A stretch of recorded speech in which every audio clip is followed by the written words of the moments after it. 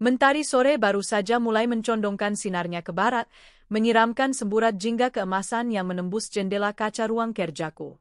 Aku, Rania, sedang menatap layar laptop dengan angka-angka yang menari-nari, sisa-sisa rapat direksi yang baru saja kuselesaikan. Hening yang nyaman di rumah mewah ini, rumah yang kubangun dari keringat dan air mataku sendiri, pecah oleh derit pelan pintu yang terbuka. Sayang, suara itu. Suara yang dulu mampu membuat hatiku berdesir, kini lebih sering membuatku waspada. Dimas, suamiku, berdiri di ambang pintu.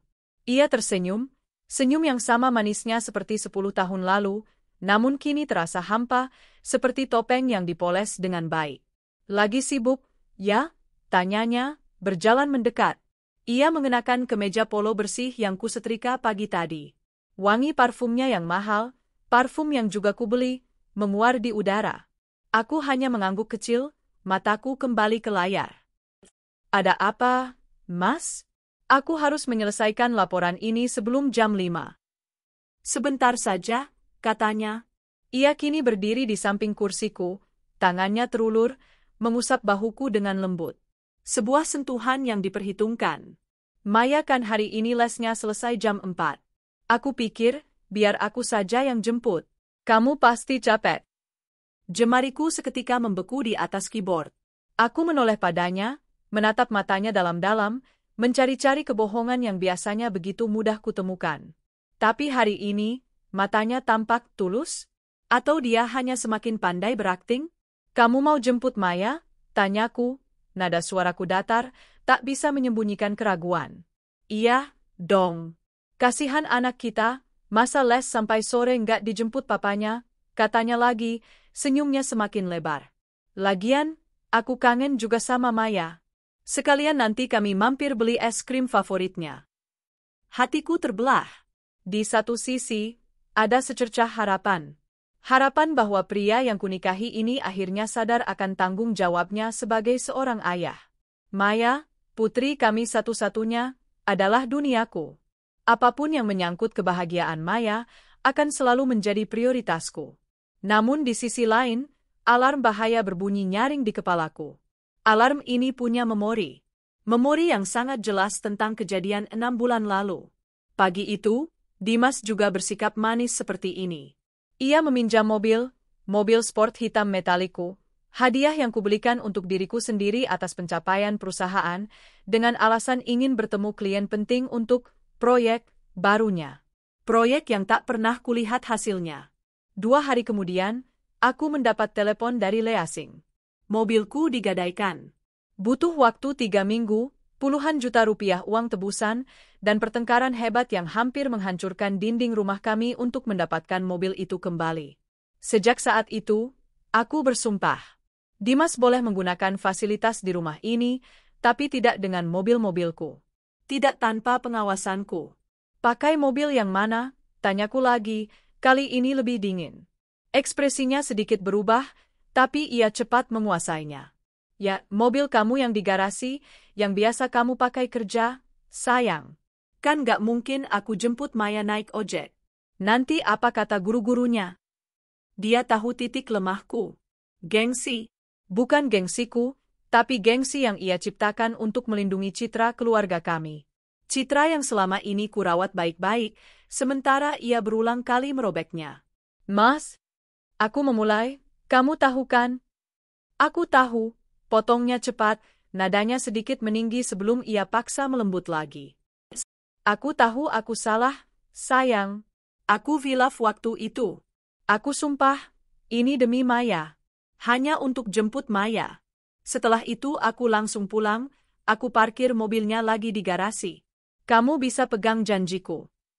Ia menangkupkan kedua tangannya di depan dada, memasang wajah memelas yang dulu selalu berhasil meluluhkanku.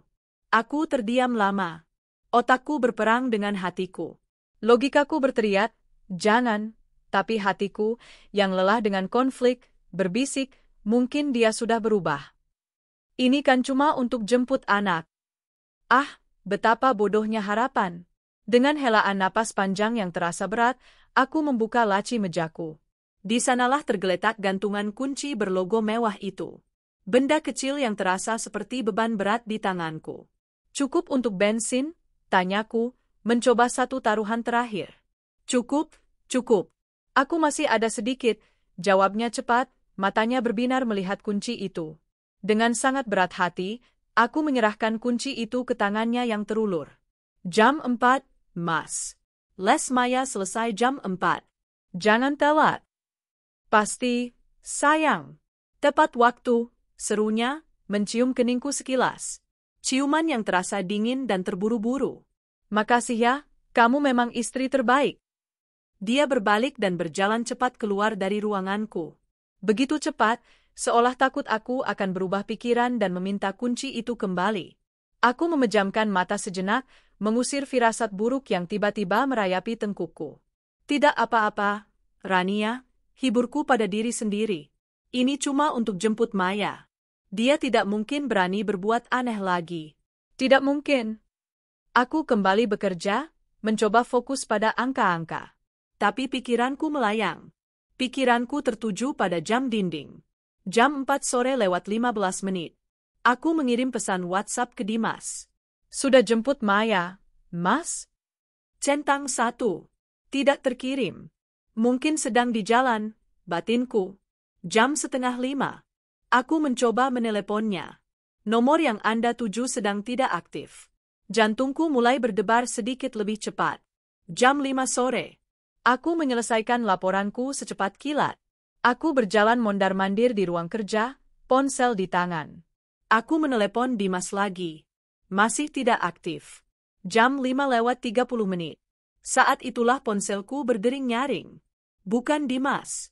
Nama yang tertera di layar adalah Miss Rini, wali kelas Maya. Dunia seakan berhenti berputar. Selamat sore, Bu Rania, sapa suara di seberang sana, nadanya terdengar khawatir. Maaf mengganggu. Ini, Maya masih di sekolah, Bu. Sendirian. Kekuatan di lututku seakan lenyap. Aku terduduk di kursi. Apa, Miss? Sendirian? Iya, Bu. Semua teman-temannya sudah dijemput dari tadi. Guru-guru juga sudah mau pulang. Ini sudah sore sekali. Maya dia menangis, Bu. Khawatir sekali dia, takut tidak dijemput. Suara tangisan tertahan Maya terdengar samar di latar belakang. Mama? Mama di mana? Papa man? Darahku mendidih. Amarah, rasa bersalah, dan ketakutan bercampur aduk menjadi satu. Saya ke sana sekarang, Miss. Tolong tenangkan Maya. Bilang Mama sedang di jalan. Tolong jangan tinggalkan Maya sendirian. Baik, Bu. Kami tunggu. Hati-hati di jalan. Teleponku tutup. Tanganku gemetar hebat. Dimas, beraninya dia. Dia tidak hanya membohongiku, dia menelantarkan darah dagingnya sendiri. Aku berlari ke kamar, menyambar tas tanganku. Aku harus cepat. Aku akan membatalkan rapat malam ini. Sil, aku bahkan tidak bisa memakai mobilku sendiri. Aku membuka dompetku untuk mengambil uang tunai, memesan ojek adalah pilihan tercepat. Dan saat itulah aku menyadarinya. Dompetku terasa aneh. Ringan. Tumpukan uang tunai, sekitar 5 juta rupiah yang baru saja kuambil dari bank tadi pagi untuk membayar catering acara amal, Raib. Hanya tersisa beberapa lembar ratusan ribu. Napasku tercekat. Tidak mungkin. Dengan tangan yang semakin gemetar, aku berlari ke meja riasku. Ada kotak perhiasan beludru berwarna biru tua di sana. Aku membukanya dengan kasar. Kosong. Tempat di mana seharusnya cincin berlian limited edition, hadiah ulang tahun dari klien terbesarku, sebuah perhiasan langka yang bernilai ratusan juta, bersemayam, kini kosong melompong. Aku terduduk di lantai, rasa dingin menjalar dari ubin marmer ke seluruh tubuhku. Ini bukan sekadar hilaf. Ini bukan kecerobohan. Ini adalah pencurian. Dia tidak hanya mengambil mobilku. Dia telah merencanakan ini. Dia mengambil uangku. Dia mengambil perhiasan berhargaku. Dan yang paling keji, dia menggunakan putrinya sendiri, darah dagingnya sendiri, sebagai umpan untuk melancarkan aksi bejatnya. Amarah yang tadi mendidih kini berubah menjadi es yang membekukan. Firasat buruk tadi bukan tanpa alasan. Ini adalah pengkhianatan yang paling dalam dan paling menyakitkan. Aku meraih ponselku. Bukan untuk memesan ojek. Aku menekan nomor Sinta, sahabatku, yang juga seorang pengacara. Sin, kataku, suaraku nyaris tak terdengar saking gemetarnya menahan amarah. Aku butuh bantuanmu. Sekarang. Tapi sebelum aku bisa melanjutkan, aku harus menjemput putriku. Aku memesan ojek, dan dalam perjalanan yang terasa seperti neraka, di tengah kemacetan Jakarta yang bising, aku bersumpah dalam hati. Ini adalah yang terakhir kalinya. Dimas tidak akan lolos begitu saja. Tidak kali ini. Jalanan Jakarta di jam pulang kerja adalah neraka dalam bentuk aspal dan polusi. Dan aku, Rania, yang terbiasa duduk di kursi belakang sedan mewah ber-AC, kini terombang-ambing di atas jok motor ojek, memeluk pinggang pengemudi yang tak kukenal. Helm full face yang kotor itu terasa sesak. Setiap tarikan napasku berbau asap knalpot. Tapi ketidaknyamanan fisik ini tidak ada apa-apanya dibandingkan badai yang berkecamuk di dalam dadaku. Lebih cepat, Pak. Tolong, teriakku, suaraku teredam oleh helm. Sudah mentok, Bu. Macet, balas si pengemudi, motornya menyelinap di antara dua mobil yang berimpitan. Air mataku mulai menggenang, tapi langsung kering oleh angin. Amarah, rasa bersalah, dan penghinaan bercampur menjadi satu. Beraninya Dimas. Dia tidak hanya menipuku, dia tidak hanya mencuri dariku, tapi dia mengorbankan keamanan dan perasaan putri kami sendiri. Ya Tuhan, Maya. Putri kecilku sedang menangis sendirian di sekolah. Khawatir, takut, ditelantarkan. Dan itu semua karena aku. Kenapa aku berikan kunci itu? Batinku menjerit. Kenapa aku masih memberinya kesempatan? Bodoh, Rania. Kamu memimpin perusahaan dengan ratusan karyawan, tapi kamu tidak bisa mengurus satu pria parasit di rumahmu sendiri. Aku tahu jawabannya. Harapan. Sisa-sisa harapan konyol bahwa pria yang kucintai dulu masih ada di suatu tempat di dalam diri Dimas. Harapan bahwa insting seorang ayah akan muncul. Kenyataannya, pria itu sudah lama mati. Yang tersisa hanyalah cangkang kosong yang diisi oleh keserakahan dan kebohongan. Ponselku bergetar di dalam tas. Aku merogohnya dengan susah payah. Bukan Dimas. Panggilan tak terjawab dari Sinta, pengacaraku. Aku mengabaikannya. Satu masalah dulu, Maya adalah prioritasku. Setelah perjalanan yang terasa seperti selamanya, kami akhirnya tiba di gerbang sekolah Maya. Langit sudah berubah dari jingga menjadi nila pekat. Lampu-lampu taman sekolah sudah menyala, memberikan bayangan panjang dan menakutkan. Aku melompat dari ojek bahkan sebelum motor itu berhenti sempurna, menyodorkan beberapa lembar uang ratusan ribu ke tangan pengemudi.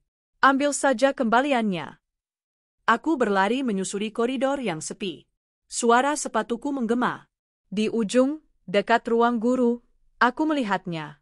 Sesosok tubuh kecil duduk di bangku tunggu, memeluk tas ransel bergambar kuda poninya erat-erat. Di sebelahnya, Miss Rini berdiri dengan wajah cemas. Maya, panggilku. Kepala kecil itu terangkat. Wajahnya sembab, matanya merah, dan hidungnya berair.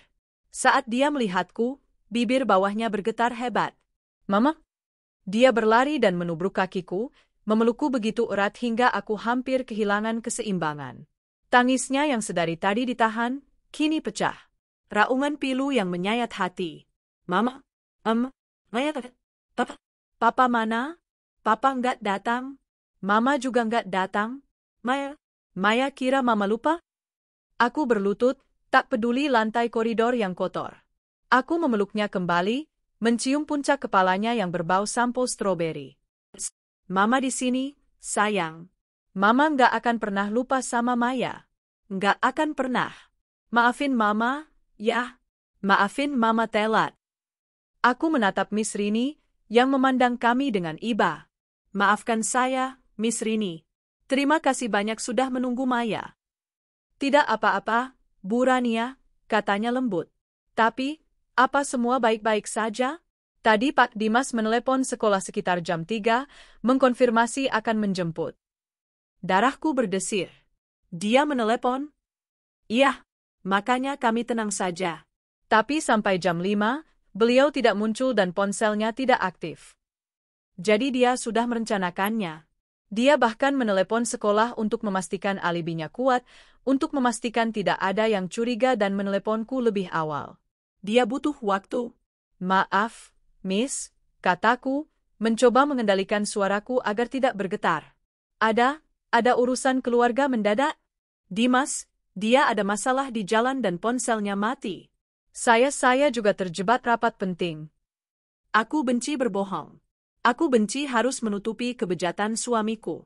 Tapi apa yang harus kukatakan? Bahwa suamiku seorang pencuri yang menelantarkan anaknya demi wanita lain?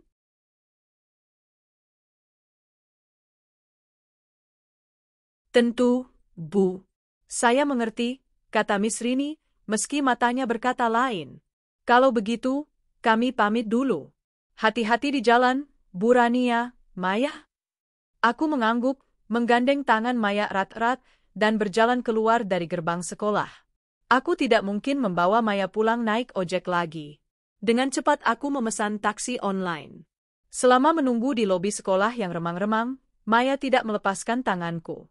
Dia hanya diam, menyandarkan kepalanya di lenganku. Mama? Bisiknya pelan. Iya, sayang. Apa papa bohong lagi, ya? Pertanyaan polos itu menusukku lebih tajam dari belati. Anak sekecil ini sudah harus belajar tentang kebohongan ayahnya sendiri. Aku menarik napas dalam.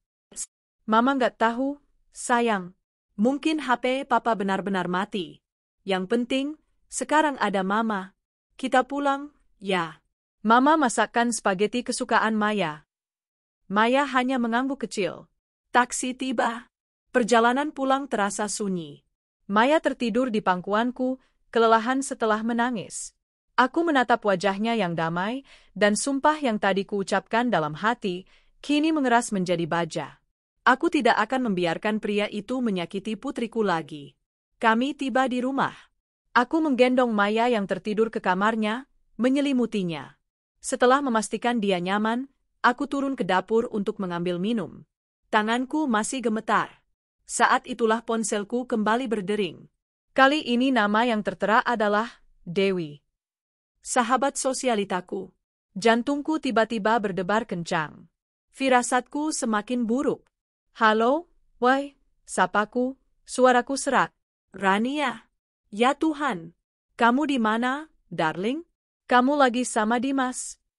Suara Dewi di seberang sana terdengar panik dan nyaring. Enggak. Aku di rumah. Ada apa? Terdengar helaan napas lega dari Dewi. Syukurlah. Aduh, Ran, aku harus bilang ini. Kamu jangan marah ya, tapi aku barusan lihat Dimas. Aku memegang pinggiran meja pantry erat-erat. Di mana? Itu, aku lagi ada meeting sama klien di restoran Imperial. Yang baru buka di SCBD itu, loh. Yang mahal gila itu. Restoran termahal di kota. Terus, tanyaku, suaraku dingin. Dia nggak sendiri, Ran. Suara Dewi merendah, seolah berbisik. Dia sama perempuan. Cantik, sih. Tapi gayanya, aduh, norak banget, darling. Bajunya merah ketat, berkilauan di mana-mana. Dan, ada anak kecil. Perempuan juga, mungkin umurnya 5 atau 6 tahun. Napasku tercekat. Mereka kayaknya lagi merayakan ulang tahun anak itu, Ran. Ada kue tingkat besar, ada puluhan balon, ada badut. Gila, pestanya mewah banget. Satu meja penuh hadiah. Aku nggak ngerti lagi. Uangku. Uang 5 juta yang kuambil dari bank tadi pagi. Uang untuk anak-anak yatim piatu di acara amal, kini dipakai untuk pesta mewah anak haramnya. Woi, suaraku nyaris tak terdengar. Kamu lihat apa lagi? Ini, Ran, ini yang bikin aku langsung telepon kamu. Aku nggak peduli lagi etika, kata Dewi, suaranya kini bergetar karena marah. Aku lihat dengan mata kepalaku sendiri. Waktu mereka potong kue, si perempuan itu pamer-pamer ke meja sebelah. Dan Dimas, dia mengeluarkan kotak perhiasan. Jantungku serasa berhenti berdetak. Dia memakaikan cincin ke jari perempuan itu, Ran. Di depan semua orang. Di depan anak kecil itu. Dan semua orang di sana tepuk tangan. Si perempuan itu menangis, cium-cium Dimas. Ya Tuhan, Ran, aku mau lihatnya. Cincin, bisikku. Iya, cincin berlian. Dan, Ran, aku yakin banget, itu cincin limited edition kamu, kan? Yang dari desainer Paris itu? Yang kamu pakai waktu acara gala bulan lalu? Aku yakin banget, Ran. Aku nggak mungkin salah lihat. Dunia seakan runtuh. Aku tidak bisa merasakan kakiku lagi. Aku melorot ke lantai, ponsel masih tergenggam di telinga. Semuanya jelas sekarang. Dia tidak hanya mencuri. Dia tidak hanya berkhianat. Dia menelantarkan putrinya yang menangis di sekolah agar dia bisa mengambil mobilku, mengambil uangku, dan mengambil perhiasanku untuk merayakan ulang tahun anak dari selingkuhannya dan melamar wanita itu di depan umum menggunakan cincinku. Penghinaan ini, rasa sakit ini begitu dalam, begitu pekat, hingga aku tidak bisa bernapas. Selama ini aku diam. Selama ini aku hanya mengeluh kecil, berharap dia sadar. Aku bertahan demi Maya. Aku bertahan demi citra keluarga yang kubangun susah payah. Tapi dia salah.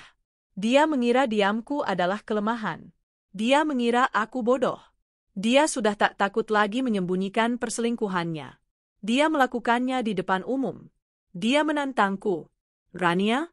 Rania, kamu masih di sana? Suara panik Dewi membuyarkan lamunanku. Aku menarik napas dalam-dalam. Sesuatu dalam diriku telah patah malam ini. Tapi sesuatu yang lain, sesuatu yang lebih dingin dan lebih kuat, telah bangkit menggantikannya. Aku masih di sini, Wai, kataku. Suaraku terdengar asing di telingaku sendiri. Tenang, datar, dan mematikan. Kamu nggak apa-apa? Aku nggak apa-apa, Dewi. Tang Yu infonya. Tang Yu sudah jadi temanku. Ran, aku bisa ke sana kalau kamu. Nggak perlu, potongku. Aku ada urusan yang harus diselesaikan. Aku menutup telepon. Aku tidak menangis. Air mataku sudah kering. Aku menatap kegelapan di luar jendela. Pesta mereka mungkin masih berlangsung. Mereka mungkin sedang tertawa, merayakan kemenangan mereka di atas penderitaan anakku. Aku berdiri. Kakiku sudah tidak gemetar lagi. Aku berjalan ke ruang kerjaku, mengambil ponselku. Bukan. Ini bukan waktunya untuk Sinta. Ini bukan lagi masalah perdata. Ini adalah pencurian. Ini adalah penipuan. Ini adalah kejahatan. Aku menekan nomor lain. Nomor yang sudah lama kusimpan, berharap tidak akan pernah kugunakan. Nomor kontak pribadi seorang perwira tinggi di kepolisian. Selamat malam, Pak, kataku, suaraku mantap. Ini Rania. Saya mau membuat laporan. Saya punya kejutan untuk hari spesial suami saya. Telepon itu masih terasa hangat di tanganku. Aku tidak memutus panggilannya, Pak Kresna, perwira polisi yang suaranya penuh wibawa itu, yang memutuskannya lebih dulu setelah berkata, saya tunggu bukti awalnya, Bu Rania. Tim saya akan bergerak. Udara di ruang kerjaku yang mewah terasa dingin dan hampa. Aku tidak panik. Aku tidak histeris. Api amarah di dalam diriku telah membakar semua emosi lain, menyisakan baja yang dingin dan fokus yang tajam. Dimas mengira aku akan menangis di lantai kamar mandi. Dia mengira aku akan menelepon ibuku, mengadu. Dia mengira aku adalah wanita lemah yang sama seperti yang dia temui 10 tahun lalu. Dia salah besar. Tindakan pertama, bukti. Aku beralih ke komputerku. Dalam 5 menit, aku telah mengirimkan email terenkripsi ke Pak Kresna. Isinya, pindaian sertifikat GIA, Gemological Institute of America, untuk cincin berlian limited edition itu. Di sana tertera dengan jelas nomor seri laser yang terukir di pinggiran berlian. Mustahil untuk dipalsukan. Mustahil untuk dibantah. Foto-foto close-up diriku yang mengenakan cincin itu di berbagai acara, lengkap dengan tanggal digital. Pindaian BPKB dan STNK mobil sport hitamku. Nama pemilik, Rania Adiwijaya. Bukti transfer bank dan foto slip penarikan uang tunai 5 juta rupiah dari rekening pribadiku pagi tadi. Tindakan kedua, mata di lapangan. Aku menekan nomor lain di ponselku. Panggilan ini terhubung ke asisten pribadiku, Bima. Bima bukan sekadar asisten, dia adalah orang kepercayaanku, mantan intelijen yang kubajak dari perusahaan saingan. Dia efisien, dia loyal, karena aku membayarnya dengan sangat baik, dan yang terpenting, dia tahu cara menyimpan rahasia. Bima, kataku, suaraku datar. Batalkan semua jadwalku besok pagi. Siap, Bu. Ada masalah? Suara Bima selalu tenang. Masalah yang sedang diselesaikan. Saya punya tugas baru untukmu. Malam ini. Sekarang juga. Sebutkan, Bu. Restoran Imperial, SCBD. Bawa peralatanmu.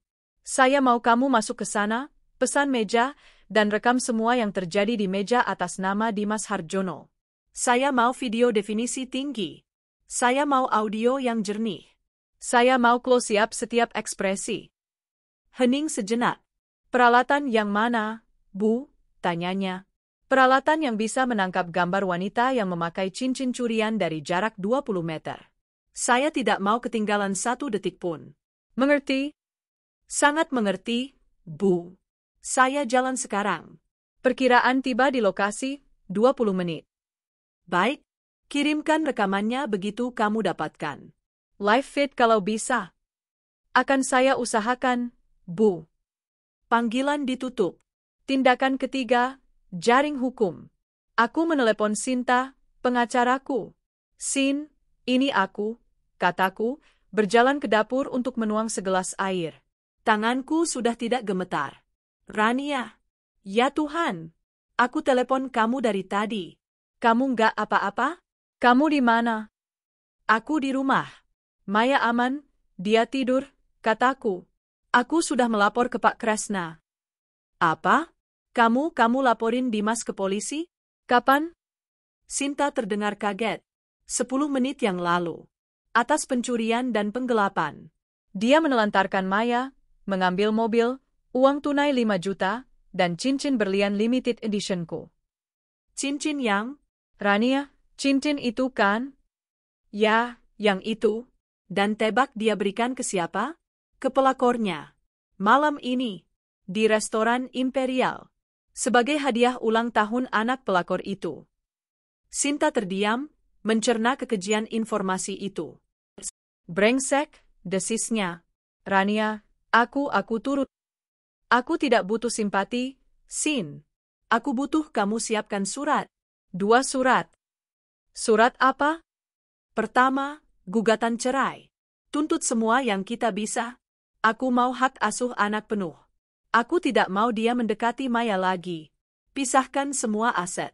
Buktikan dia tidak punya apa-apa.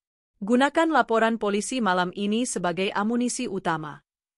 Itu bisa, Ran. Itu kuat sekali.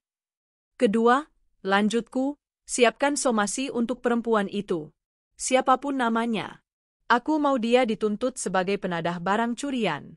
Aku tidak peduli dia tahu atau tidak. Dia memakai cincinku. Dia akan membayarnya. Rania, ini eskalasi besar. Kamu yakin? Apa aku terdengar tidak yakin, Sinta? Tanyaku dingin. Tidak sama sekali. Baik, gugatan cerai dan somasi. Akan kukerjakan malam ini juga.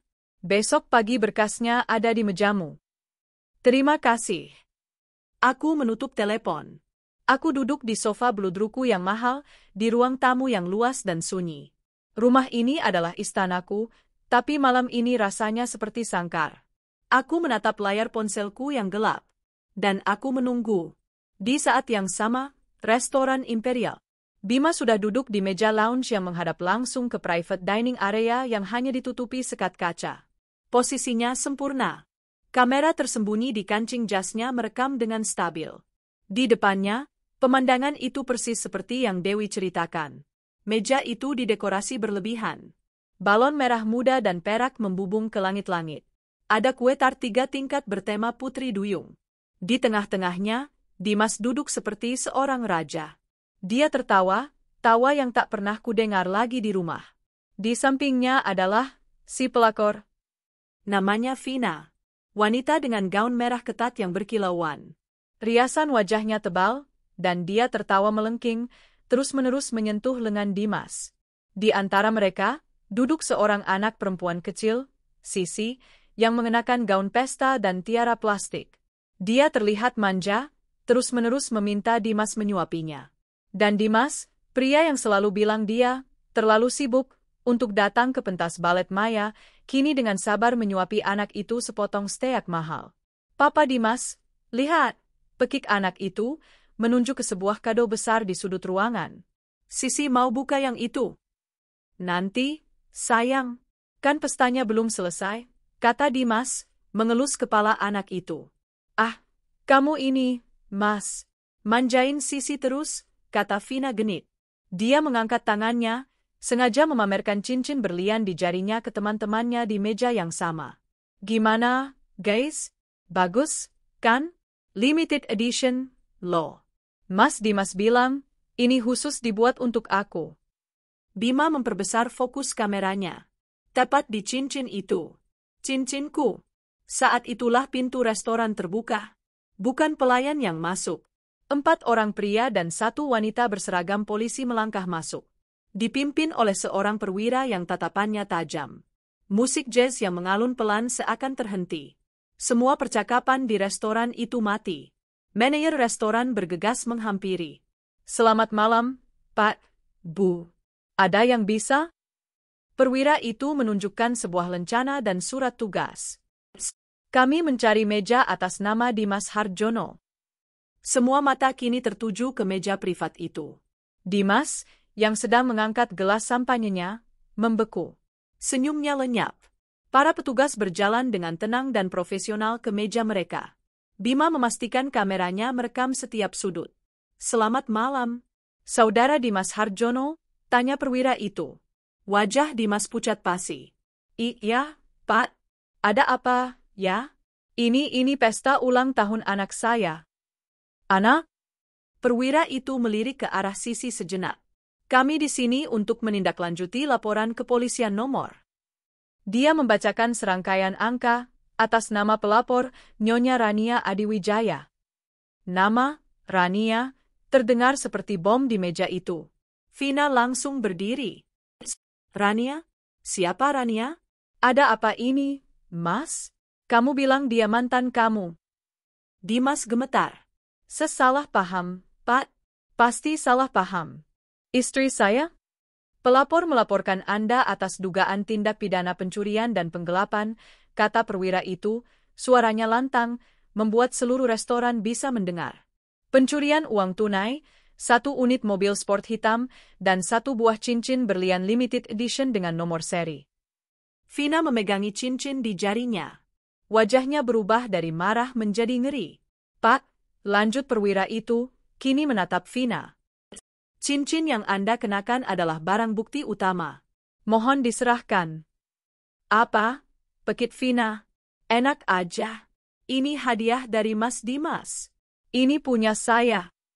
"Bu, mohon kerjasamanya," kata polisi wanita, Polwan, yang tadi mendampingi. "Jika Anda menolak, Anda bisa dituduh sebagai penadah barang curian. Pasal 480 KUHP. Saya nggak peduli. Ini punya saya." Vina mencoba menyembunyikan tangannya.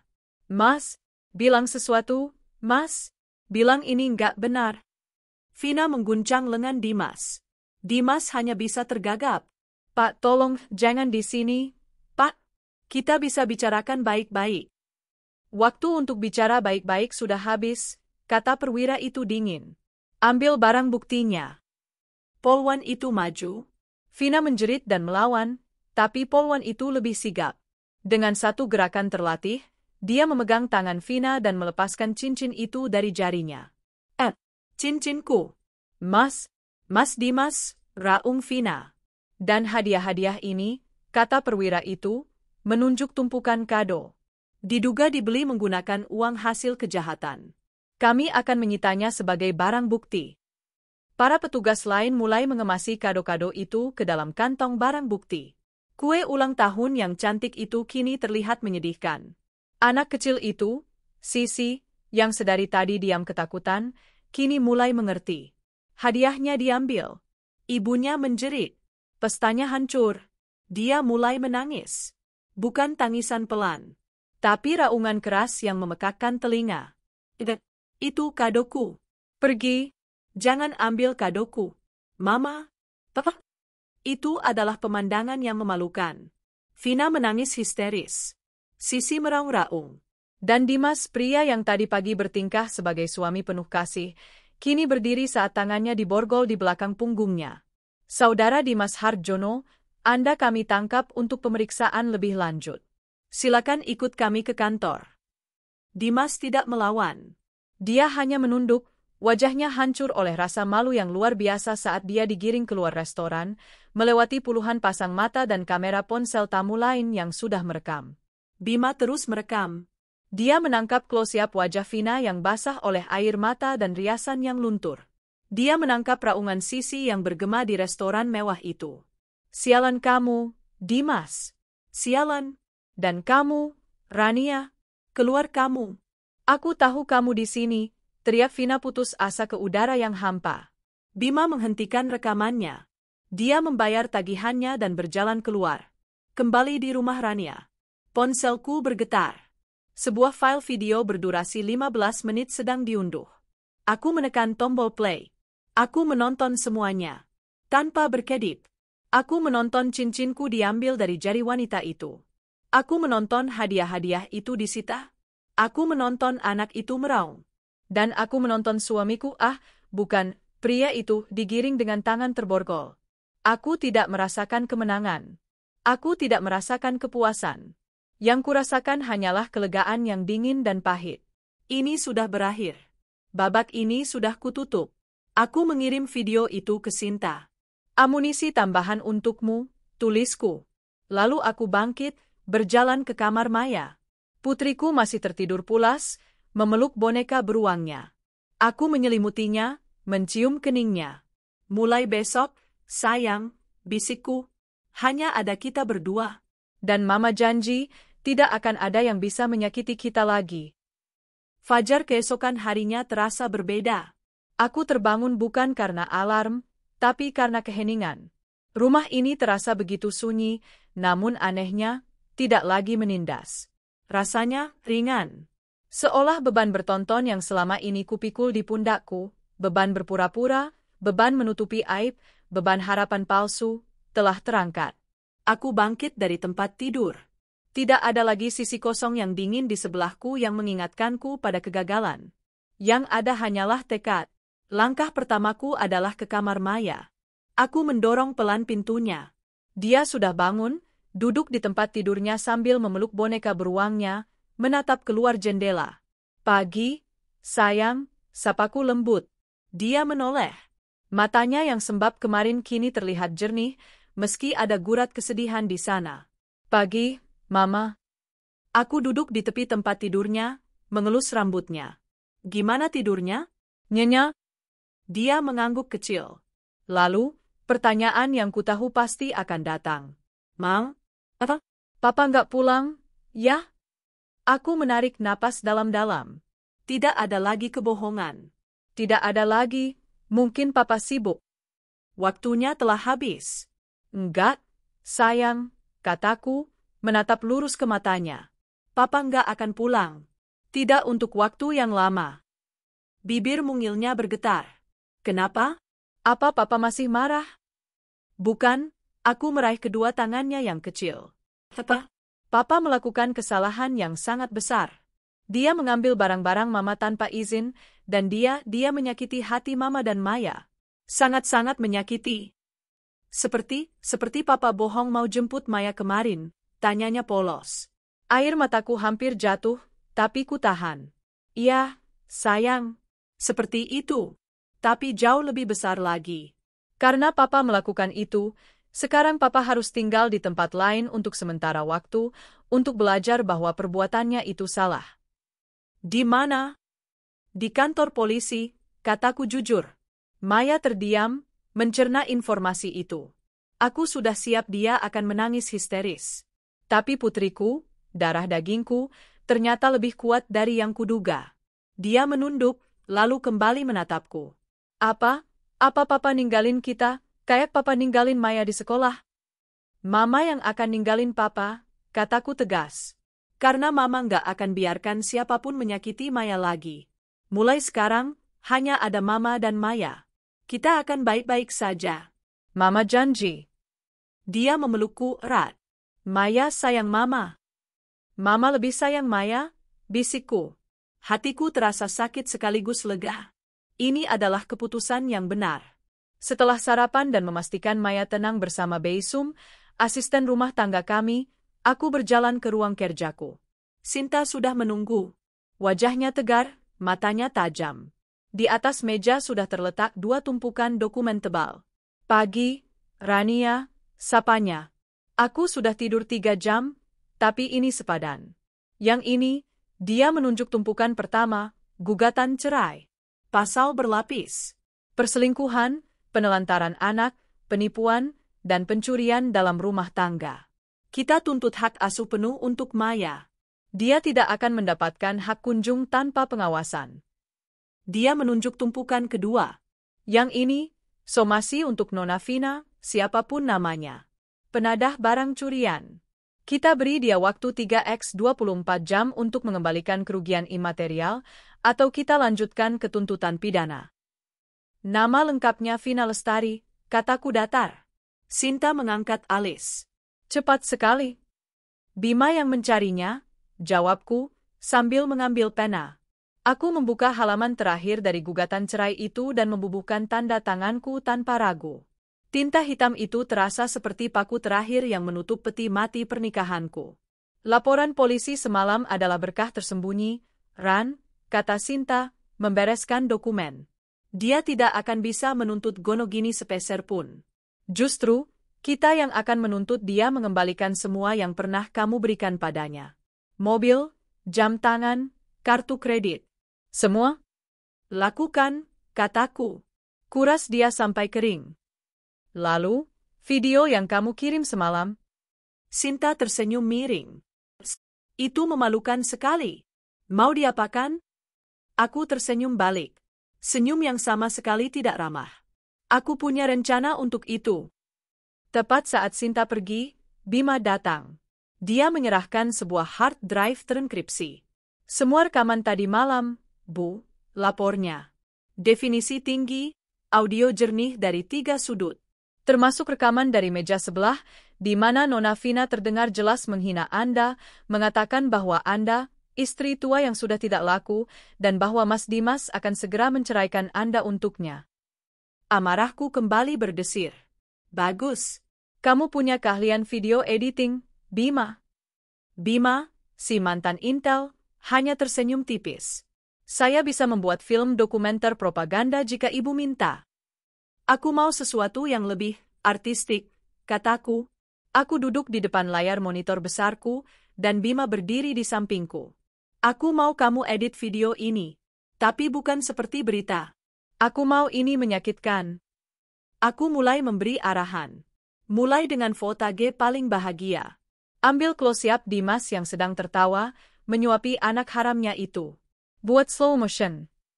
Bima mengangguk, jemarinya menari di atas keyboard. Lalu, masukkan adegan Vina yang mengangkat tangannya, pamer cincinku. Perbesar gambarnya. Beri subtitle besar di bawahnya. Limited edition. Khusus dibuat untukku. Gunakan font yang cantik tapi ironis. Lalu, lanjutku, tepat di puncak tawanya, hardcut. Ganti musiknya jadi sesuatu yang mencekam. Masukkan adegan polisi yang masuk. Aku melihat Bima bekerja. Dia menambahkan efek suara langkah kaki yang berat. Sekarang, mainkan emosinya. Close-up wajah Dimas yang pucat pasi. Close-up wajah Vina yang berubah dari sombong menjadi ngeri. Ekstreme close-up saat cincin itu ditarik paksa dari jarinya. Bagaimana dengan anak itu? Tanya Bima. Jangan dipotong. Aku mau raungannya terdengar jelas. Saat hadiahnya disita, perbesar suaranya. Aku mau tangisan manja yang berubah jadi histeris itu terdengar jelas. Aku mau Vina ingat suara itu. Dan puncaknya, kataku, buat montage cepat, wajah Vina yang luntur riasannya, raungan sisi, kado yang diangkut dan akhiri dengan ekstra song. Dimas diborgol dan digiring keluar restoran. Tunduk. Kalah. Musik, tanya Bima. Sesuatu yang klasik. Lacrimosa, dari Mozart. Biar dramatis. 2 jam kemudian, sebuah mahakarya berdurasi 3 menit selesai. Itu brutal, memalukan, dan sangat menyakitkan. Bagus, desisku. Sekarang, kirim ini. Aku tidak perlu mengotori tanganku. Bima yang mengatur semuanya. Dia mendapatkan nomor ponsel Vina. Dengan 1 kali klik, video itu terkirim ke WhatsApp Vina Lestari. Tanpa pesan. Hanya sebuah file video. Aku membayangkan Vina yang baru bangun tidur, mungkin masih memimpikan cincin berliannya, lalu membuka ponselnya dan melihat neraka itu. Tapi aku belum selesai. Bima, kirim juga video ini ke beberapa akun gosip Instagram. Anonim. Biarkan netizen yang menghakiminya. Siap, Bu. Tugas terakhirku hari ini adalah yang terberat, sekaligus yang paling memuaskan. Sore harinya, aku pergi ke kantor polisi. Bukan sebagai korban yang menangis. Aku datang sebagai Rania Adiwijaya, CEO, dengan blazerku yang rapi, sepatu hak tinggiku yang berketuk di lantai, dan Sinta di sampingku. Dimas dibawa ke ruang pertemuan. Pemandangan itu, ya Tuhan. Pria yang tadi pagi masih wangi parfum mahal, kini mengenakan seragam tahanan oranye yang kusam. Rambutnya acak-acakan, matanya bengkak, dan ada bau asam yang samar tercium bahkan dari jarak 2 meter. Arogansinya telah luntur total. Rania, sayang, serunya begitu melihatku. Dia mencoba berlari, tapi borgol di tangannya menahannya. Rania, tolong aku. Ini semua salah paham. Aku bisa jelaskan. Aku duduk di seberangnya. Tenang. Dingin. Salah paham yang mana, Dimas? Tanyaku. Suaraku menggema di ruangan kecil itu. Salah paham kamu menggunakan anakku sebagai alibi untuk mencuri? Salah paham kamu mengambil uangku untuk pesta anak harammu? Atau salah paham kamu memberikan cincin berlian limited editionku pada pelakor itu? Wajahnya pucat pasi. Aku Vilaf, Ran. Aku reject. Sumpah. Vina yang merayuku. Dia yang minta semua itu. Aku terpaksa. Aku tertawa. Tawa yang kering dan tanpa humor. Sampai detik ini pun kamu masih menyalahkan orang lain. Kamu masih pengecut yang sama seperti 10 tahun lalu. Tolong, Ran. Dia mulai menangis. Tangisan seorang pria dewasa yang menyedihkan. Cabut laporannya. Aku mohon. Kasihan Maya, Ran. Dia butuh papa. Api berkobar di dadaku. Kasihan Maya, desisku. Kamu di mana kemarin saat Maya menangis sendirian di sekolah, ketakutan karena papanya tidak menjemput? Dia menunggumu 1,5 jam, Dimas. Dia tidak butuh papa sepertimu. Dia butuh ibu yang bisa melindunginya. Aku berdiri. Aku tidak datang untuk mendengar pembelaanmu. Aku mengeluarkan tabletku. Aku datang untuk menunjukkan sesuatu. Aku menekan tombol play. Video berdurasi 3 menit itu kuputar. Dengan volume maksimal. Raungan sisi dan musik, Lacrimosa, memenuhi ruangan. Mata Dimas terpaku pada layar. Dia melihat dirinya yang tertawa bahagia. Dia melihat Vina yang pamer. Dan dia melihat kehancurannya sendiri dalam slow motion cinematic. Wajahnya berubah dari memohon, menjadi malu, lalu menjadi abu-abu. Dia gemetar hebat. Kamu merekamku, bisiknya ngeri. Kamu iblis, Rania. Aku, kataku, mendekatkan wajahku. Bukan, aku hanya istrimu. Istri yang kamu injak-injak harga dirinya berkali-kali. Istri yang kamu kira bodoh dan lemah. Hentikan, kumohon hentikan. Rintihnya, tidak tahan melihat dirinya sendiri digiring polisi. Aku mematikan tablet itu. Aku sudah mengirimkannya ke Vina. Dan ke seluruh internet. Selamat, Mas. Kalian akan terkenal. Dia menatapku dengan putus asa. Oke. Aku salah. Aku ngaku salah. Aku minta maaf. Tolong aku, Ran. Aku nggak mau dipenjara. Aku akan ceraikan Vina. Aku akan lakukan apa saja. Aku tersenyum. Senyum yang kutahu pasti akan menghantuinya dalam mimpi buruk. Oh, aku tidak datang untuk membebaskanmu. Aku mengambil amplop tebal dari tas Sinta. Amplop coklat yang berisi surat gugatan cerai. Aku datang untuk memberikan ini. Aku melemparkan amplop itu ke meja. Tepat di depan wajahnya. Itu surat cerai, kataku. Sidang pencurianmu akan berjalan bersamaan dengan sidang perceraian kita. Ini adalah pukulan telak yang kamu tunggu-tunggu. Mata Dimas membelalak ngeri saat membaca kop surat dari firma hukum Sinta. Selamat menikmati sisa hidupmu, Dimas, kataku. Aku berbalik. Sinta membukakan pintu untukku. Ran, jangan. Rania, kembali. Aku minta maaf. Rania. Aku tidak menoleh. Aku terus berjalan menyusuri koridor, suara ketukan sepatuku berirama dengan raungan putus asa pria yang telah kuhapus dari hidupku. Ponselku mulai bergetar di meja nakas tepat pukul 6 pagi. Getaran yang tak henti-henti. Bukan alarm. Itu adalah notifikasi. Ratusan notifikasi yang masuk bertubi-tubi. Malam tadi, setelah mengunjungi Dimas di penjara, aku tidur. Untuk pertama kalinya dalam bertahun-tahun, aku tidur nyenyak. Aku tidak terbangun setiap jam, bertanya-tanya di mana suamiku, dengan siapa dia, atau kebohongan apa lagi yang akan dia katakan besok. Aku tidur dalam keheningan yang damai, keheningan yang hanya bisa dibeli dengan harga sebuah keputusan final. Kini, keheningan itu pecah oleh badai yang telah kulepaskan. Aku meraih ponselku. Layarnya menyala dengan rentetan pesan dari Bima, Dewi, dan bahkan beberapa kenalan yang sudah lama tidak menghubungiku. Pesan Bima adalah yang pertama kubuka. Seperti biasa, singkat dan padat. Operasi sukses, Bu. Video viral. Pelakor imperial menjadi trending topik nomor 1 di Twitter sejak jam 1 pagi.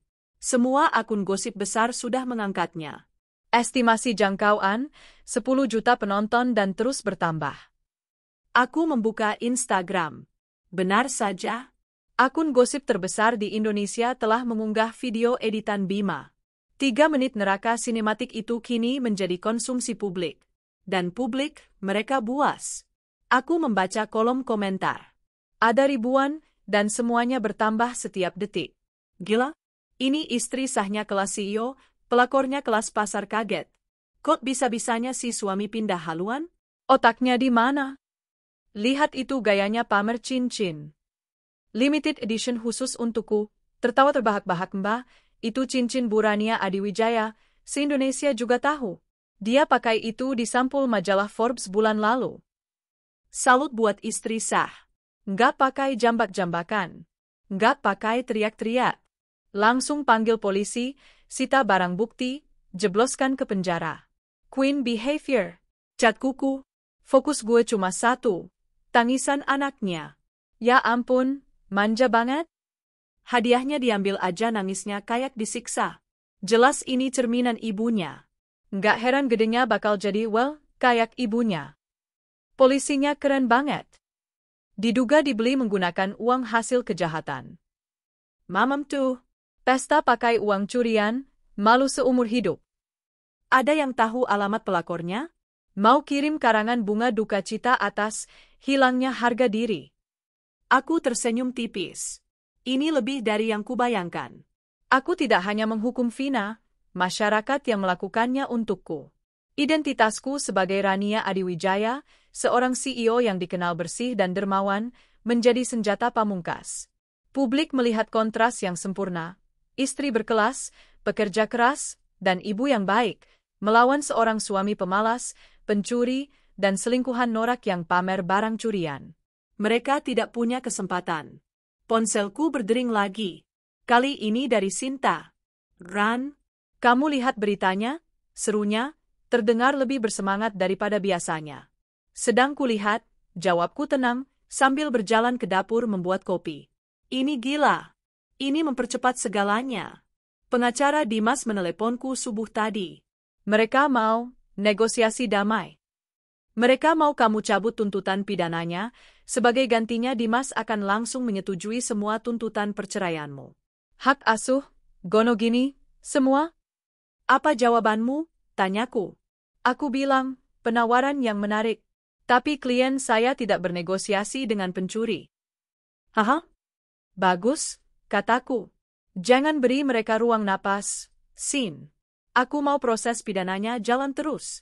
Aku mau dia divonis. Aku mau dia merasakan dinginnya sel penjara, setidaknya selama beberapa tahun, untuk membayar setiap air mata Maya. Siap, laksanakan, Ratu, kata Sinta. Lalu, soal Vina. Somasi sudah dilayangkan ke alamat apartemennya. Dan sepertinya, dia punya masalah yang lebih besar. Disinilah bagian favoritku dimulai. Bima, panggilku ke interkom. Laporan pagi untukku. Setengah jam kemudian, Bima sudah berdiri di ruang kerjaku, menyerahkan sebuah tablet. Laporan situasi Nona Vina Lestari, Bu. Bima, dengan efisiensinya yang menakutkan, telah menempatkan satu tim pengawas di dekat apartemen low budget Vina, apartemen yang tentu saja cicilannya dibayar oleh Dimas dari uangku. Dia tidak bisa kabur, lapor Bima. Akun gosip itu membocorkan alamat kompleks apartemennya. Bukan nomor unit, tapi nama gedungnya saja sudah cukup. Aku melihat rekaman drone yang diambil pagi itu. Lobi apartemen Vina sudah ramai. Tapi bukan oleh penghuni. Itu wartawan? Wartawan infotainment dan vlogger gosip, Bu. Mereka sudah berkemah di lobi sejak jam 7 pagi. Menunggu Nona Vina keluar. Lalu, rekaman beralih ke video dari tim darat Bima yang menyamar sebagai kurir paket. Video itu menunjukkan pintu unit Vina. Pintu itu diketuk berkali-kali oleh tetangganya. Mbak Vina. Mbak Vina. Berisik banget, Mbak. Anaknya nangis terus dari semalam. Kalau nggak bisa ngurus anak, panggil bapaknya, dong, teriak seorang ibu dari luar. Oh, lupa. Bapaknya kan di penjara, ya? Hahaha, sambar suara lain. Terdengar suara Sisi menangis meraung-raung dari dalam. Mau papa ah. Sisi mau papa Dimas. Mama jahat. Mama bohong. Papa di mana? Lalu terdengar suara Vina, menjerit frustrasi. Diam kamu, Sisi. Diam. Gara-gara kamu. Gara-gara pesta bodoh itu. Rekaman itu membuatku mual. Dimas telah menelantarkan Maya, tapi dia juga telah menciptakan monster kecil pada diri Sisi. Dan kini, Vina, yang tidak punya uang, tidak punya kekasih, dan tidak punya harga diri, melampiaskan semuanya pada anak itu. Dia mencoba memesan makanan online, lanjut Bima. Tapi para pengemudi ojek menolak mengantar ke unitnya. Mereka takut kena hujat netizen. Bahkan minimarket di bawah apartemen menolak melayani dia. Dia terjebak, bisikku. Sepenuhnya, Bu.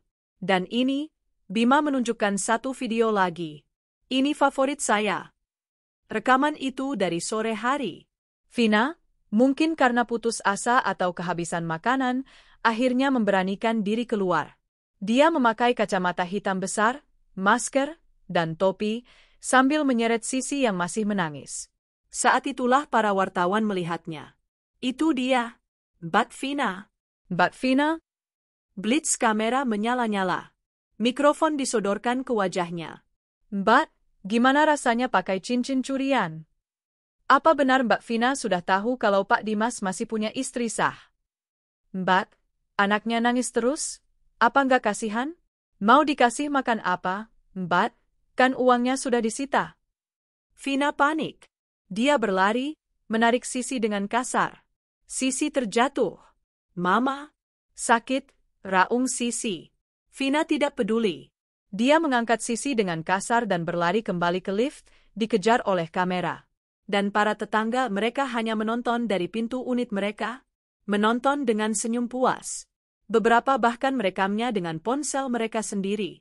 Bulan-bulanan, gumamku, teringat kata-kata di rencanaku. Dia tidak bisa keluar rumah karena malu. Rencanaku berjalan sempurna. Aku mematikan tablet itu. Cukup, Bima. Tarik tim MU. Kita sudah selesai dengannya. Baik, Bu. Satu lagi, kataku. Aku mau kamu cari tahu siapa pemilik unit apartemen itu. Aku mau membelinya. Dan aku mau, besok, Vina Lestari diusir karena menunggak sewa. Bima tersenyum. Saya mengerti, Bu. Aku sudah tidak peduli lagi pada mereka. Mereka hancur. Mereka malu. Urusanku dengan mereka selesai. Sekarang, urusanku adalah Maya. Besum, panggilku. Siapkan koper Maya. Kita akan liburan. Sekarang? Liburan, Non? Kemana? Kemana saja yang tidak ada sinyal, kataku sambil tersenyum. Sore itu, aku dan Maya sudah berada di dalam jet pribadi perusahaan, terbang menuju Bali. Bukan ke Seminyak yang ramai. Aku sudah menyewa sebuah villa pribadi di Ubud, tersembunyi di tengah sawah, dengan kolam renang pribadi dan koki pribadi. Selama 3 hari, kami tidak melakukan apa-apa selain menyembuhkan diri. Kami melukis bersama. Kami belajar membuat canang sari. Kami berenang sampai kulit kami keriput. Kami makan malam di bawah bintang, hanya berdua. Pada hari kedua, Maya akhirnya tertawa. Tawa lepas yang renyah. Tawa yang sudah berbulan-bulan tidak kudengar. Lagi, lempar lagi, pekiknya, saat aku melemparkannya ke udara di kolam renang. Aku memeluknya erat di dalam air. Maya senang? Senang banget, katanya. Di sini enak. Nggak ada apa-apa? Dia berhenti sejenak, lalu menatapku. Mam, apa papa orang jahat? Aku menatap matanya. Papa melakukan hal jahat, sayang. Itu yang bikin dia jadi orang jahat. Tapi Maya enggak. Maya anak mama. Maya anak baik. Dan mama akan selalu jaga Maya. Dia mengangguk, dan untuk pertama kalinya, aku tahu dia benar-benar mengerti. Sementara itu, di Jakarta, Sinta mengurus segalanya. Dimas resmi ditahan, menunggu persidangan.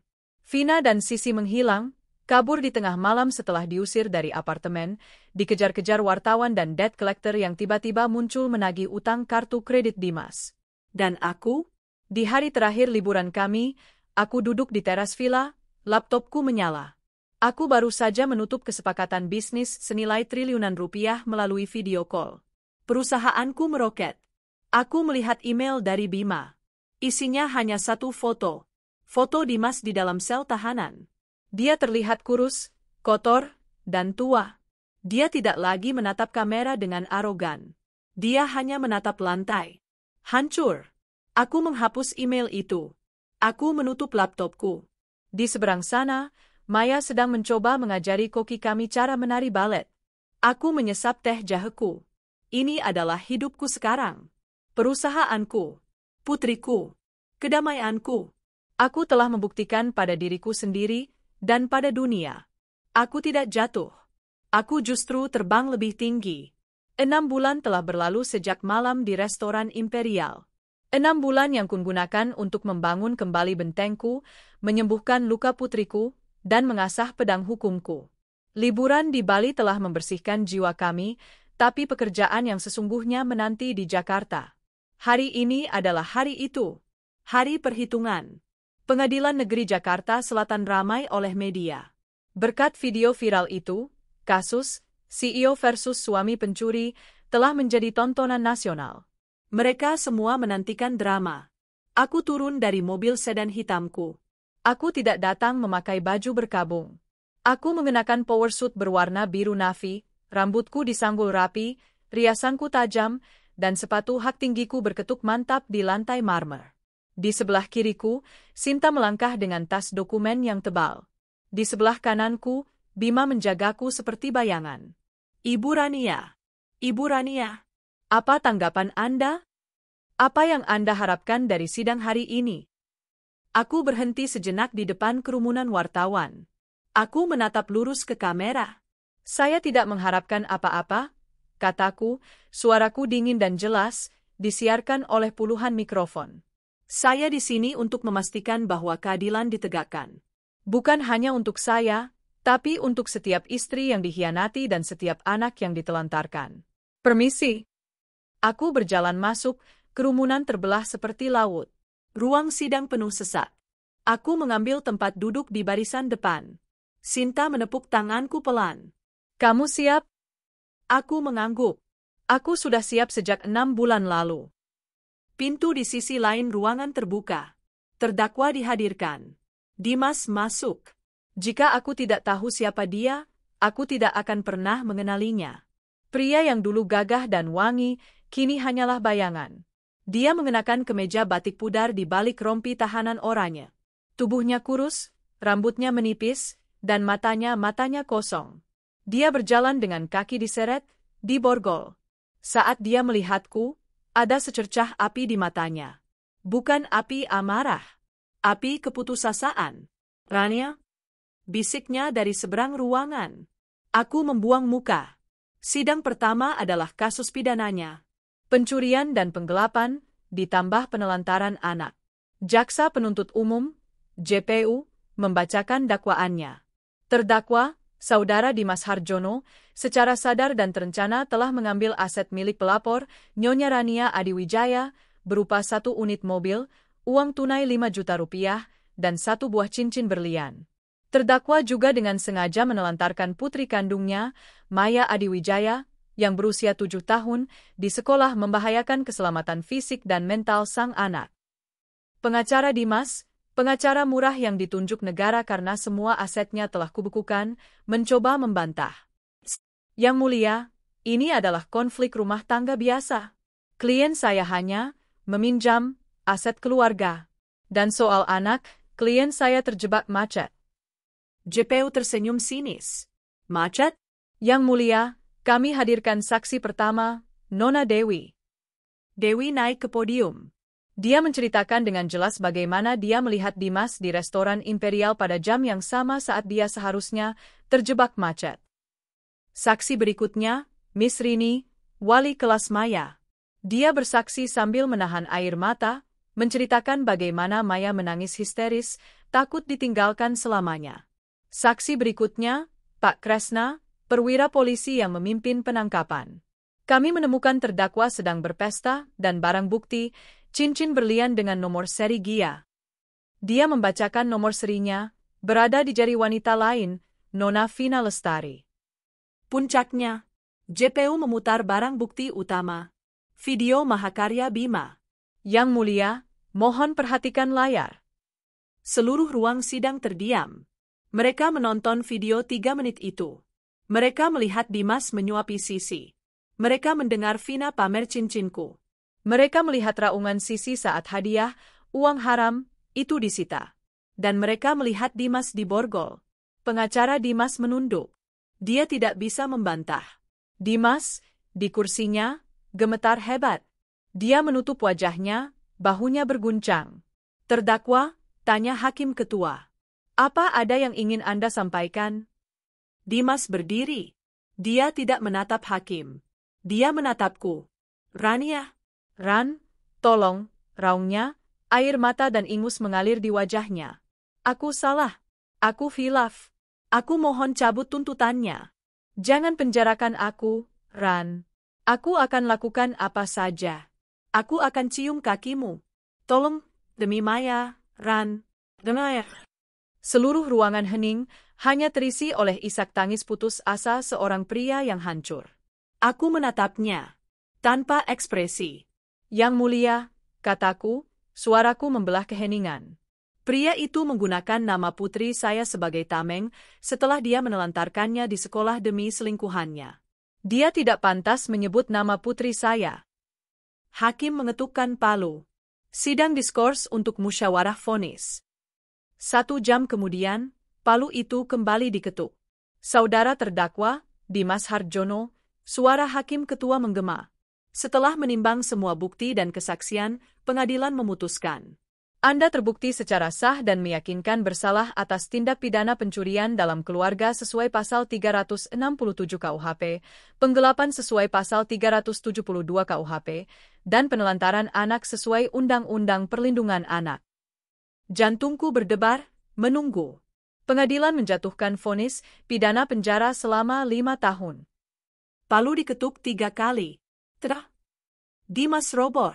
Dia meraung seperti binatang yang terluka, meronta-ronta di lantai sebelum akhirnya diseret keluar oleh penjaga. Ran, kamu iblis. Rania, aku kutuk kamu. Ran, aku memejamkan mata. Lega. 5 tahun. 5 tahun kedamaian untukku dan Maya. Para wartawan berhamburan keluar untuk memberitakan vonis itu. Tapi aku tidak beranjak. Sinta juga tidak. Babak kedua, bisik Sinta. 1 jam kemudian, di ruang sidang perdata yang lebih sepi. Ini adalah sidang perceraian. Pengacara Dimas yang tadi sudah lesu, kini tampak pasrah. Hakim pengadilan agama yang memimpin sidang ini sudah menerima salinan putusan pidana tadi. Mengingat suami telah terbukti melakukan tindak pidana yang merugikan istri dan menelantarkan anak, kata hakim. Dan adanya bukti perselingkuhan yang tidak terbantahkan. Ini bukan lagi sidang. Ini adalah formalitas. Gugatan cerai dari Nyonya Rania Adiwijaya dikabulkan. Jatuh talak 1. Palu diketuk. Hak asuh anak, Maya Adiwijaya, jatuh sepenuhnya ke tangan ibu, Nyonya Rania Adiwijaya. Ayah, Saudara Dimas Hardjono, kehilangan hak kunjung hingga dia menyelesaikan masa tahanannya dan wajib menjalani tes psikologi sebelum diizinkan bertemu anak di bawah pengawasan. Palu diketuk. Mengenai harta Gonogini. Mengingat suami terbukti sebagai parasit, maaf, hakim meralat, terbukti tidak memberikan kontribusi finansial dan justru melakukan penggelapan aset istri maka pengadilan memutuskan. Seluruh aset atas nama Nyonya Rania Adiwijaya adalah murni miliknya. Terdakwa, maksud saya, mantan suami tidak mendapatkan apa-apa. Palu diketuk untuk terakhir kalinya. Selesai. Dalam 3 jam, aku telah secara resmi menghapus Dimas Hardjono dari hidupku. Secara hukum, secara finansial, dan secara pidana. Aku dan Sinta berjalan keluar dari gedung pengadilan. Kali ini, aku tidak bisa menahan senyum. Matahari sore terasa hangat di wajahku. Para wartawan kembali mengerumuniku. Ibu Rania, selamat atas kemenangannya. Bagaimana perasaannya sekarang, Bu? Aku berhenti, mengangkat tanganku. Perasaan saya? Lega, kataku. Hari ini, hukum telah membuktikan bahwa tidak ada laki-laki yang bisa menginjak-injak harga diri seorang perempuan dan menelantarkan anaknya tanpa konsekuensi. Saya membuktikan bahwa saya tidak jatuh. Saya membuktikan bahwa saya dan putri saya akan baik-baik saja. Aku menatap lurus ke kamera, pesanku bukan untuk wartawan. Pesanku untuk Dimas di selnya, untuk Vina di tempat persembunyiannya, dan untuk semua orang yang pernah meremehkanku. Sekarang, jika Anda permisi, kataku, saya harus kembali bekerja. Perusahaan saya tidak akan mengurus dirinya sendiri. Aku masuk ke mobil. Saat pintu ditutup, meredam semua keriuhan di luar, aku bersandar di kursi. Bawa aku pulang, Bima, kataku. Baik, Bu. Tapi mampir dulu ke toko es krim favorit Maya. Mamanya punya berita bagus. 2 tahun. 2 tahun telah berlalu sejak palu hakim itu diketuk, membebaskanku dari belenggu pernikahan yang beracun dan menjebloskan pria yang pernah kucintai ke dalam sel penjara. Waktu adalah penyembuh yang ajaib, sekaligus guru yang kejam. Dalam 2 tahun, aku tidak hanya sembuh. Aku telah membangun ulang diriku menjadi versi yang bahkan tidak kukenali sebelumnya. Lebih kuat, lebih tajam, dan sama sekali tidak punya toleransi untuk omong kosong. Ruang kerjaku di rumah telah direnovasi total. Dinding yang dulu berwarna krem yang aman, kini kubongkar dan kuganti dengan jendela kaca setinggi langit-langit menghadap taman zen yang rimbun. Tidak ada lagi sisa-sisa selera Dimas yang mediocre. Semuanya adalah cerminan diriku, bersih, modern, dan tanpa kompromi. Di atas meja kerjaku, di samping layar monitor ultrawide, berdiri sebuah trofi kristal baru. Asia's Most Influential Female CEO 2025. Aku meraihnya. Dingin dan berat. Sebuah pengingat nyata bahwa aku tidak jatuh. Perusahaanku telah berekspansi ke 3 negara baru. Laba bersih kami memecahkan rekor. Para pemegang saham yang dulu berbisik-bisik cemas tentang masalah domestik yang mungkin memengaruhiku, kini berebut menjabat tanganku di rapat umum pemegang saham. Aku telah membuktikan bahwa kehancuran rumah tanggaku bukanlah akhir dari duniaku. Itu adalah bahan bakar yang melontarkanku ke stratosfer. Suara tawa itu menarikku dari lamunan. Aku tersenyum, senyuman tulus yang kini hanya kuperuntukkan bagi 1 orang. Aku memutar kursiku. Maya, kini berusia 9 tahun, berlari masuk ke ruang kerjaku, masih mengenakan seragam baletnya. Dia tidak lagi pemurung. Dia tinggi, lincah, dan matanya berbinar penuh percaya diri. Lihat, Aku bisa pirouette 3 kali putaran sekarang, serunya, lalu berputar di tengah ruangan dengan anggun sebelum berakhir dengan tawa. Aku bertepuk tangan. Hebat, sayang. Latihannya lancar? Lancar. Miss Alia bilang aku penari terbaik di kelasku, katanya bangga. Emma, habis ini kita jadikan makan es krim di tempat yang baru buka itu. Tentu saja, kataku sambil membereskan laptopku. Apapun untuk penari balet terbaik Mama. Inilah kemenangan terbesarku. Bukan trofi. Bukan laba perusahaan. Tapi tawa lepas putriku. 2 tahun lalu, dia adalah anak yang takut-takut, yang cemas ditinggalkan. Sekarang, dia adalah bintang kecil yang bersinar. Terapi, cinta yang konsisten, dan lingkungan yang stabil telah menyembuhkannya. Saat aku sedang bersiap-siap, Bima muncul di ambang pintu. Dia masih kepala keamanan pribadiku, kini merangkap sebagai manajer operasional rumah tanggaku. Maaf mengganggu, Bu, katanya pelan, tidak ingin merusak momenku dengan Maya. Paket surat harian Anda. Taruh saja di meja, Bima. Terima kasih, kataku. Ada satu yang mungkin perlu perhatian Ibu segera. Dia melangkah masuk dan meletakkan setumpuk amplop korporat. Di atasnya, tergeletak satu amplop coklat tipis yang lusuh. Tidak ada nama pengirim. Hanya stempel pos. Lembaga Pemasyarakatan kelas 1 Cipinang. Maya, yang sedang asyik bercermin sambil mempraktikkan pose baletnya, tidak memperhatikan. Napasku tertahan sejenak. Hantu masa lalu. Maya, sayang, kataku, suaraku tetap tenang. Kamu tunggu di mobil dulu, ya? Biar Mama ambil tas. Bilang Pak sopir panaskan mesin. Oke, Emma, serunya, berlari keluar ruangan. Begitu dia pergi, kehangatan di wajahku lenyap. Aku menatap amplop itu. Tanganku tidak gemetar saat aku membukanya. Itu adalah tulisan tangan Dimas. Berantakan, miring-miring, seperti tulisan anak kecil. 2 lembar kertas robek dari buku tulis. Rania, aku harap kamu membaca surat ini. Aku di sini, aku banyak merenung. Sudah 2 tahun. Di sini neraka, Ran. Aku tahu aku salah. Aku sakit waktu itu. Aku dibutakan oleh Vina. Dia menjebakku. Selalu menyalahkan orang lain. Aku sudah berubah, Ran.